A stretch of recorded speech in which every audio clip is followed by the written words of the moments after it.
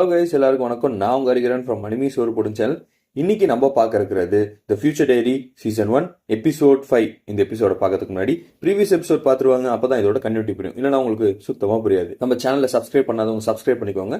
உங்க வேல்யூபிள் கமெண்ட்ஸை கமெண்ட் செக்ஷன்ல தட்டி விடுங்க.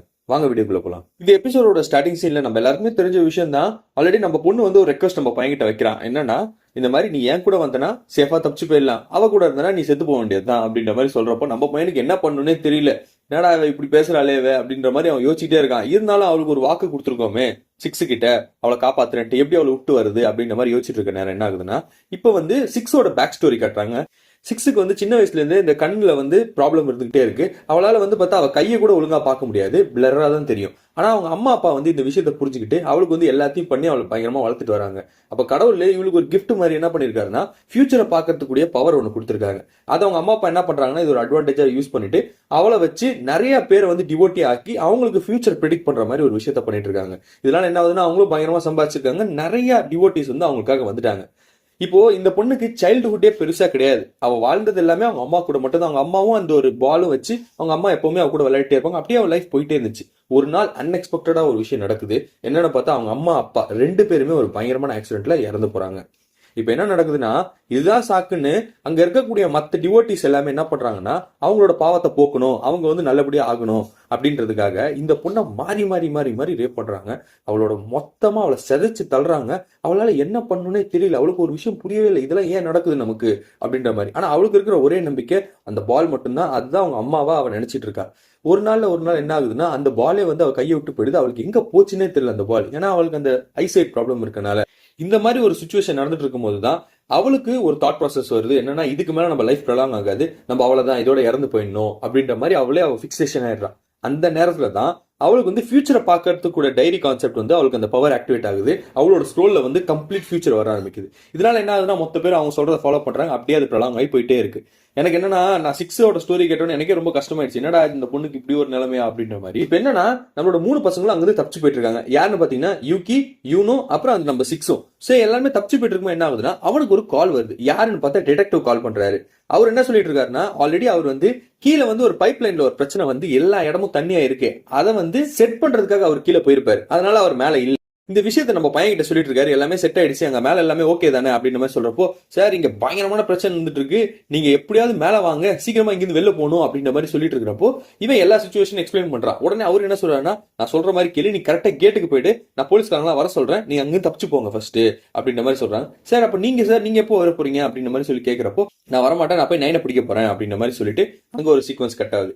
இப்ப என்னன்னு பாத்தீங்கன்னா, இங்க நடக்கக்கூடிய இன்சிடென்ட் எல்லாமே 12க்கு தெரிய வருது இந்த மாதிரி எல்லாம் நடந்துட்டு இருக்குன்ட்டு. ஆக்சுவலா பாத்தீங்கன்னா 12 வந்து பாத்தீங்கன்னா கன்சைட் அவனுக்கும் கிடையாது, அவனால வந்து பார்க்க முடியாது. அவனுக்கு இருக்கிற டைரியே வந்து எப்படின்னு பாத்தீங்கன்னா, அதுல இருந்து வாய்ஸ் வரும். ஆக்சுவலி அதாவது இப்ப இந்த இன்சிடென்ட் என்ன நடக்க போகுது அப்படின்றது வாய்ஸ் மாதிரி வந்துகிட்டே இருக்கும் அவனோட டைரியில இருந்து. சோ இதை கேட்டு கேட்டுதான் அவன் எல்லாத்தையும் பண்ணிட்டு இருப்பான். அப்ப அவனே எதிர்பார்க்காம ஒரு சில விஷயங்கள் அதுல இருந்து கேட்டோன்னு அவனுக்கு புரிஞ்சது, ஓகே இதுக்கப்புறம் இந்த மாதிரி பண்ண முடியாதுன்னு சொல்லிட்டு அப்ப என்ன பண்றான்னா, ஆல்ரெடி 9 கிட்ட வந்து நிறைய எக்ஸ்ப்ளோசிவ்ஸ் இருக்கு. சோ அந்த எக்ஸ்ப்ளோசிவ்ஸ் எல்லாத்தையும் அவங்ககிட்ட இருந்து வாங்கிட்டு அவளுக்கு ஒரு கீயை போட்டு நீங்க தப்பிச்சு போமா அப்படின்ற மாதிரி சொல்லிட்டு அசால்ட்டா அவளை அமுச்சு விட்டான். அவன் என்ன சொல்றான்னா, ஒன்ன நான் எதுக்கு இங்க வச்சிருந்தேன்னா ஜஸ்ட் ஃபார் சேக் ஆஃப் 6க்காக தான். இப்ப 6 போடுறதுக்கு எனக்கு என்ன ஐடியான்னு தெரியும், நான் அதை போய் பண்ண போறேன் அப்படின்ற மாதிரி சொல்லி அவன் அங்கிருந்து கிளம்புறான். இப்ப என்னன்னு பாத்தீங்கன்னா, நம்மளோட 3 பசங்க அப்படியே ஓடிட்டு இருக்காங்க. ஓடிட்டு இருக்கும் போது என்னன்னு பார்த்தா, எல்லா ஆளுங்களும் அதாவது இந்த டிவோட்டிஸ் ஆளுங்க எல்லாமே வந்து பாத்தீங்கன்னா அப்படியே எல்லாருமே ஒருத்தர் வெட்டிக்கிட்டு பயங்கர மோசமா இருந்தாங்க. ஆனா இப்போ அவங்களோட கான்செப்டும் சரி எல்லாமே டிஃப்ரெண்டா இருக்கு. குருமாதா மேடம் நீங்க எப்படி இருக்கீங்க, நல்லா இருக்கீங்களா, உங்களுக்கு ஏதாவது ஆச்சு அந்த மாதிரி சொல்லி எல்லாருமே வந்து நல்லா விசாரிச்சுட்டு இருக்காங்க. ஒருத்தர் யாருமே கோவமா இருக்கிற மாதிரி தெரியல, யாருமே அட்டாக் பண்ண வர மாதிரி தெரியல. இவங்க 3 பேர் அப்படியே ஓடிட்டு இருக்காங்க. அப்ப நம்ம பொண்ணு சொல்ற விஷயம் என்னன்னா, நம்ம முதல்ல இங்கிருந்து கிளம்பிடணும் அப்படின்ற மாதிரி சொல்லி நம்ம யூனோ வந்து நம்ம யூகியை பிடிச்சி இழுத்துட்டு இருக்கா. இப்ப என்ன, 6 வந்து யூகே நிறுத்திட்டு என்ன சொல்றான்னா, இந்த பேரு இன்கேஸ் 12 இங்க வந்தாலும் நம்மளால அவனை டிஃபீட் பண்ண முடியும். ஏன்னு சொன்னா என்னோட ஃபாலோவர்ஸ் எல்லாமே இப்ப ஆக்டிவ்ல இருக்காங்க. சோ அவன் வந்தா கூட நம்ம அவனை டிஃபீட் பண்ணிடலாம். அதனால இவங்க கிட்டே நம்ம ஃபோக்கஸ் பண்ணுவோம், இவங்களோட ப்ரொடெக்ஷன் தான் நமக்கு தேவை அப்படின்ற மாதிரி அவர் சொல்லிட்டு இருக்கா. உடனே நம்ம பொண்ணு யூனோ என்ன பண்றான்னா, கோடாரி எடுத்து அவளை வெட்டுறதுக்கு வரா. நம்ம பையன் தடுக்கிறான். என்னடி பண்ற, அவளெல்லாம் போய் வெட்ட போகாதே அப்படின்னு. அங்க போய் அவளை மட்டும் கொண்டு முடிச்சிட்டோம்னா எந்த பிரச்சனையும் இல்லை அப்படின்ற மாதிரி சொல்லிட்டு இருக்கா. திடீர்னு நம்ம பையனுக்கு இன்னொரு கால் வருது. அந்த கால் எடுத்து பேசுறப்போ அதே டிடெக்டிவ் தான் சொல்றாரு. அவர் என்ன சொல்றாருன்னா, முதல்ல இங்கிருந்து வெளில போங்க. ஆக்சுவலா 12 ஆல்ரெடி கிளம்பி வந்துட்டு இருக்கான், அவன் எக்ஸ்ப்ளோசிவோட வரான், நீங்க அதுல தப்பிக்கணும்னா ரொம்ப கஷ்டம், முதல்ல இங்கிருந்து போங்க அப்படின்ற மாதிரி சொல்லிட்டு இருக்கான். ஆக்சுவலா என்னன்னா, போலீஸ்காரன் வந்து நம்ம 9 பார்த்துட்டான், அவளை அரெஸ்ட் பண்ணிட்டான். அவ தான் எல்லா விஷயத்தையும் சொல்லியிருக்கா, அந்த மாதிரி எக்ஸ்ப்ளோசிவ் எடுத்துட்டு போயிட்டான்னு சொல்லிட்டு. இப்போ என்ன நடக்குதுன்னு பாத்தீங்கன்னா, பில்டிங்கோட டாப்ல வந்து 12 வந்துட்டான். 12 பார்த்தோன்னே இவங்களுக்கு செம ஷாக்கு. ஐயோ இவன் பாக்கிறதுக்கே பயங்கரமா இருக்கானே, அந்த ஹெல்மெட் எல்லாம் போட்டு ஒரு மாதிரி வியர்டா இருக்கான் இவன். எல்லாருமே பயப்படுறாங்க. அவன் என்ன நடக்குதுன்னா அவன் மட்டும் வராம அவன் கூட இன்னொரு 4 பேர் வராங்க. இந்த பவர் ரேஞ்சர்ஸ் பாப்பா, red ranger, green ranger, blue ranger, yellow ranger, அப்புறம் பிங்க் ரேஞ்சர் சொல்லிட்டு அந்த மாதிரி 5 பேர் வந்திருக்காங்க. ஒருத்தங்களும் ஒரு ரெப்ரசன்டேட்டிவ் காட்டுறாங்க.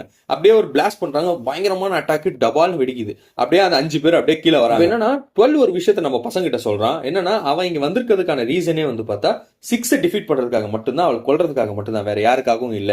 ஏன்னா 6 வந்து நிறைய இல்லீகல் ஆக்டிவிட்டிஸ் அவங்க டீம் மெம்பர்ஸால நிறைய விஷயங்கள் நடந்துகிட்டே வருது இன் ஃப்ரீக்வெண்ட் டேஸ்ல. என்னன்னு பார்த்தா இல்லீகல் ஆக்டிவிட்டிஸா இருக்கட்டும், அல்லனா வந்து ட்ரக்ஸா இருக்கட்டும், விமன்ஸை வந்து டிஸ்ரெஸ்ஃபுல்லா பண்றதா இருக்கட்டும், இந்த மாதிரி நிறைய விஷயங்கள் நடக்கிறதுனால அவங்களோட கேங் ஆளுங்களும் சரி, அந்த டிவோட்டிஸும் சரி ரொம்ப மோசமான ஆளுங்களா இருக்காங்க. அவங்கள கொல்றதுக்காக மட்டும்தான் நான் இங்க வந்தேன் அப்படின்ற மாதிரி அவன் சொல்றப்போ, உடனே நம்ம பொண்ணு யூனோ என்ன சொல்றான்னா, இங்க பாரு அவங்க 2 பேருக்குள்ள சண்டை, நம்ம இங்கிருந்து எப்படியாவது போயிடலாம் அப்படின்ற மாதிரி சொல்றப்போ, நம்ம பையன் ஒரு விஷயத்த சொல்றான். இல்ல நான் அவளுக்கு ப்ராமிஸ் பண்ணிருக்கேன் 6க்கு, நான் இங்கேயே இருந்து அவளை ப்ரொடெக்ட் பண்றேன்ட்டு, எப்படி அவளை விட்டு வருது அப்படின்ற மாதிரி சொல்றப்போ 6 வந்து கொஞ்சம் ஒரு மாதிரி ஹாப்பி ஆகுறா. ஏன்னா நமக்காக ஒரு பையன் வந்து ப்ரொடெக்ட் பண்ணணும்னு நினைக்கிறான் அப்படின்ற மாதிரி சொல்லி. ஆனா இவன் என்ன பண்றான், 12 இதெல்லாம் கண்டுக்காம டைரக்டா போய் 6 அட்டாக் பண்றதுக்காக அப்படியே போறான். அவன் மட்டும் இல்ல, அவங்க கூட சேர்ந்து இன்னும் 4 பேர் அந்த பவர் ரேஞ்சர்ஸ் மாதிரி போறாங்கல்ல. இப்ப என்னன்னா நம்ம பையன் ஒரு விஷயத்தை யோசிக்கிறான். அதாவது நம்மளோட பொண்ணு 6 காப்பாற்றணும், அதுக்கு ஏதாவது சான்ஸ் கிடைக்குமா அப்படின்னு சொல்லி அவன் போனை சர்ச் பண்றப்போ அப்போ ஒரு விஷயம் கிடைக்குது. என்னன்னா லெஃப்ட் சைட்ல இருக்கக்கூடிய செகண்ட் பர்சன் தான் வந்து பார்த்தா 12. சோ இது தெரிஞ்சோன்னா அவங்களுக்கும் என்ன பண்றாங்கன்னா அவங்களே அலைன்மெண்ட்டை மாத்திக்கிறாங்க.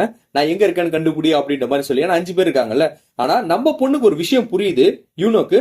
அவன் வந்து போனை பார்த்து இந்த ஃபியூச்சரை தெரிஞ்சுக்கல. ஆக்சுவலா அவன் என்னன்னா கேட்டுதான் தெரிஞ்சுக்கிறான். அப்ப அவன் பிளைண்டா தான் இருக்கான் அப்படின்றத யூனோ இதை புரிஞ்சுக்கிறான். அப்ப அவனை கண்டுபிடிக்கணும்னா என்ன பண்றதுன்னு சொல்லி ஒரு கல் எடுத்துக்கிறான். கல் எடுத்துட்டு லெஃப்ட்ல அடிக்கிற மாதிரி, அதாவது லெஃப்ட்ல கல்ல தூக்கி போடுற மாதிரி, ஆனா ரைட்ல போட்டுறா கல்ல. ஆனா ஹேண்ட் சைன் லெஃப்ட்ல தான் இருக்கு. இத பார்த்த 4 பேரும் லெஃப்ட் தான் திரும்புறாங்க. ஆனா ஒரே ஒருத்த மட்டும் ரைட்ல திரும்புறான். அதாவது அவன் கேட்டு திரும்புறான். உடனே நம்ம பொண்ணு பிடிச்சிடறா.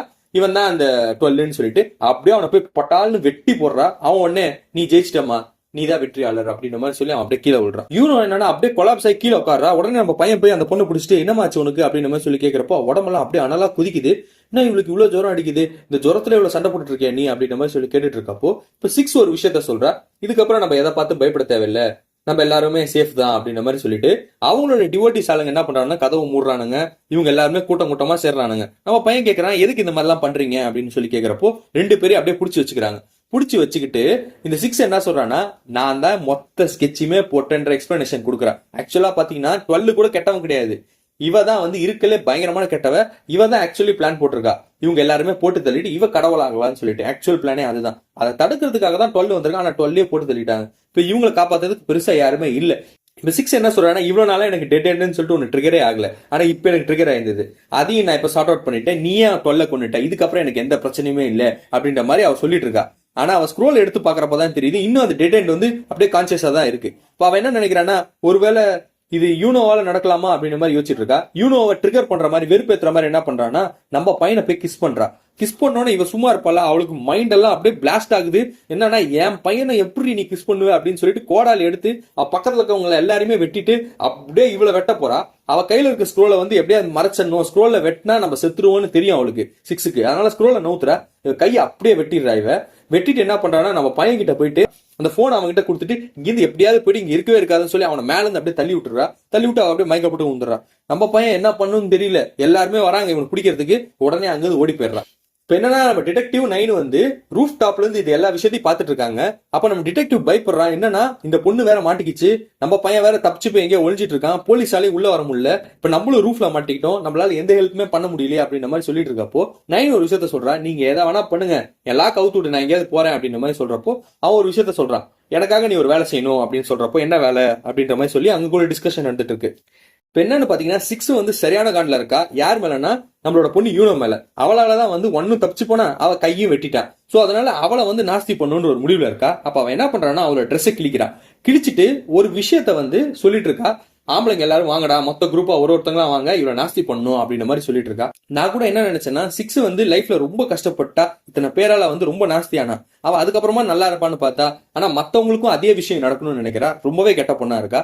அவ ஒரு விஷயத்த வந்து மைக்ல அனௌன்ஸ் பண்றா. என்னன்னா, இங்க பாருப்பா தம்பி, உன்னோட பொண்ணு இருக்கால, அவ இங்கதான் இருக்கா, அவளை வந்து ஒருத்தரா நாஸ்தி பண்ண போறாங்க. நீ இங்க வரலன்னா ஃபர்ஸ்ட் அவளோட இருக்க வெர்ஜினிட்டி வந்து என்னோட ஃபாலோவர்ஸ் ஒருத்தன் தான் எடுக்க போறான் அப்படின்ற மாதிரி அவன் சொல்றப்போ இந்த சீக்வன்ஸ் எல்லாம் நம்ம பையனுக்கு கேக்குது. அவனுக்கு என்ன பண்றதுன்னே தெரியல. அவ எனக்காக எல்லாத்தையுமே பண்ணிட்டு இருந்தா, இவ்வளவு நேரமா சொல்லிட்டு இருந்தா இங்கிருந்து வெளில போகணும்னு சொல்லிட்டு, ஆனா நான் வந்து இது எதையுமே கவனிக்காம அப்படியே லூஸா இருந்துட்டேன், ஏதாவது பண்ணுமே அப்படின்ற மாதிரி சொல்லி யோசிக்கிறப்போ அங்க ஒரு பந்து இருக்கிறத பாக்குறான். அந்த பந்தை பார்த்துட்டு என்ன பண்றான், பந்தை எடுத்துட்டு அவன் அப்படியே ஓடி வரான். ஓடி வரப்ப என்ன ஆகுதுன்னா, இந்த பொண்ணை வந்து பயங்கரமா எல்லாருமே நாஸ்தி பண்ண ட்ரை பண்ணிட்டு இருக்காங்க. அங்க ஒரு பயங்கரமான சீக்வன்ஸ் நடந்துட்டு இருக்கு. நம்ம பையன் அப்படியே உள்ள வந்து கோடாலி எடுத்து நோருங்கடா விடுங்கடா அவளன்னு சொல்லிட்டு எல்லாருமே அப்படியே விரட்டுறான். 6 ஒரு விஷயத்த சொல்றா, நீ இவ்வளவு பெரிய ஆம்பளையா இருப்பேன்னு நினைச்சு கூட பாக்கல, நீ கோலையா தான் இருப்பேன்னு நினைச்சேன், ஆனா பரவாயில்லையா நீ வந்துட்டியே அப்படின்ற மாதிரி சொல்லிட்டு இருக்கா.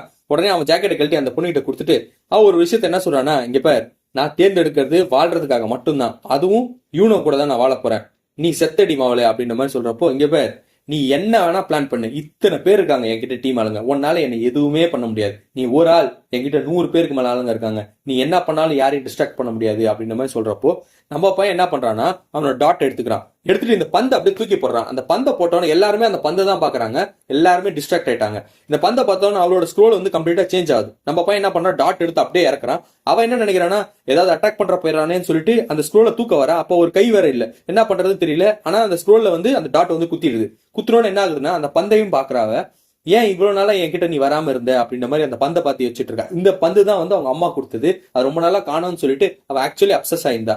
சோ இப்ப அந்த பந்தியை பார்த்துட்டா, அதை தொடக்கூட முடியல, அப்படியே அவ மறைஞ்சு போறாங்கிறது. உடனே நம்ம பையனும் பொண்ணு அங்க தப்பிச்சிடறாங்க, போலீஸ் எல்லாமே வந்துருது. இந்த சீக்வன்ஸ் எல்லாம் நடந்தோன்னு என்னன்னா, இவங்க 2 பேரும் ஒன்னா இருக்காங்க. அப்போ நம்ம பையன் என்ன கேக்குறானா, இந்த பேரு நீ வந்து சரியான சைக்கோபாத்தா இருக்க, நீ மேல அப்படி ஒரு லவ் வச்சு உங்க வீட்டுல பார்த்தா அத்தனை பணத்தை வச்சிருக்க, உன்ன மாதிரி ஒரு பர்சன் யாராவது லவ் பண்ணுவாங்களா? ஆனா எனக்கு என்ன தோணுதுன்னா, உன் அன்பை பாக்குறப்போ நீ எனக்கு எல்லாமே பண்ணுவ, நீ தான் எனக்கு லைஃப்ன்ற மாதிரி தான் எனக்கு தோணுது, என்னதான் இருந்தாலும் சரி நீ தான் என் லவ்வரா இருக்க போற அப்படின்ற மாதிரி சொல்லி லிப் கிஸ் அடிச்சுக்கிறாங்க. இதோட இந்த எபிசோட் முடியுது. அடுத்த எபிசோட் இன்னும் இன்ட்ரெஸ்டிங்கா இருக்கு, அதை நாளைக்கு பார்க்கலாம். Until then, bye from Hariharan from Anime Soul Food Channel. Thank you.